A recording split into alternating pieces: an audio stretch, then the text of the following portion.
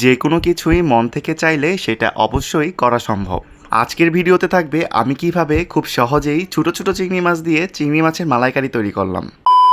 Hey guys, welcome my Facebook blog. কেমন আছেন সবাই? আশা করি ভালো আছেন। 2 থেকে 3 দিন হয়েছে আমি কোনো ব্লগ ফেসবুকে দিচ্ছি না, তাই আজকে চিন্তা করলাম একটা ব্লগ রেডি করে আপনাদের সাথে শেয়ার করি। এই ছোট ছোট চিংড়ি মাছগুলো অনেক দিন ধরেই আমাদের ফ্রিজে দেখছিলাম পড়ে রয়েছে। বেশি না, মাত্র এই কয়েকটা মাছই ছিল আমাদের ফ্রিজে, তাই আমার কাছে মনে হলো এই কয়েকটা মাছ দিয়েই আজকে আমি তৈরি করে ফেলি চিংড়ি মাছের মালাইকারি। প্রথমেই আমি চিংড়ি মাছগুলো লবণ ও হলুদ দিয়ে মেখে হালকা করে ভেজে নিয়েছি। এরপর কড়াইয়ে তেল গরম করে আমি দিয়ে দিয়েছি শুকনো মরিচ, তেজপাতা ও আস্ত গরম মশলা। এরপর আমি দিয়ে দিয়েছি ব্লেন্ডারে ব্লেন্ড করা পেঁয়াজ ও টমেটো পেস্ট।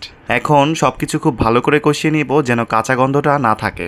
এরপর আমি একটা মশলা তৈরি করে নিয়েছি, দিয়েছি লাল মরিচের গুঁড়া, হলুদের গুঁড়া, ধনিয়া গুঁড়া ও হালকা একটু গরম মশলার গুঁড়া। অল্প একটু পানি দিয়ে মিশিয়ে এরপর আমি দিয়ে দিয়েছি মালাইকারির মধ্যে। এরপর খুব ভালো করে কষিয়ে নিয়েছি। গুঁড়ো দুধ ও চিনি আমি আগে থেকে গুলিয়ে রেখেছিলাম। মশলাটা খুব ভালো করে কষানো হয়ে গেলে এরপর আমি দিয়ে দিয়েছি গুলিয়ে রাখা গুঁড়ো দুধগুলো। এরপর অ্যাড করে নিয়েছি 4টা কাঁচামরিচ। 3 থেকে 4 মিনিট খুব ভালো করে কষানোর পর দিয়ে দিয়েছি ভেজে রাখা চিংড়ি মাছগুলো।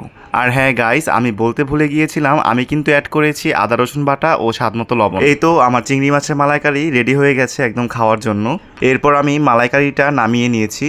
আর গাইস, আপনারা শুধু চিংড়ি মাছের মালাইকারির গ্রেভিটা দেখেন, দেখতেই কত লোভনীয় লাগছে। এমন তরকারি হলে অনেকগুলো ভাত অনায়াসেই খাওয়া যায়। আর গাইস, এই গ্রেভিটা দেখতে যেমন সুন্দর হয়েছে আর খেতে তার থেকে অনেক বেশি মজা হয়েছে। এই তো আমি খাওয়ার জন্য আমার প্লেট সাজিয়ে নিয়েছি।